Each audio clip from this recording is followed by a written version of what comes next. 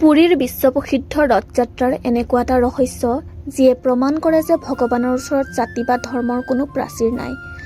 আপুনি জানেনে, প্ৰতি বছৰে ৰথযাত্ৰাৰ সময়ত জগন্নাথৰ ৰথখন এজন মুছলমান ব্যক্তিৰ মাজাৰৰ সন্মুখত কিছু সময়ৰ বাবে থমকি ৰয়।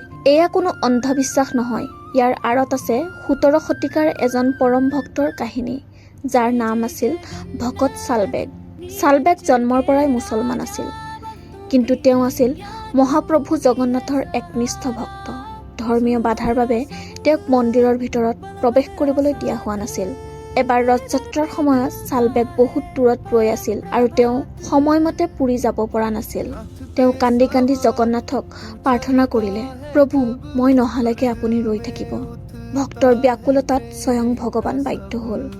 চালবেগ যিটো স্থানত ৰৈ আছিল, ঠিক সেই স্থানতে জগন্নাথৰ ৰথখন নিজে নিজে স্থিৰ হৈ পৰিল আৰু চালবেগে আহি দৰ্শন নকৰালৈকে ৰথখন ১ ইঞ্চিও লৰচৰ নহ'ল।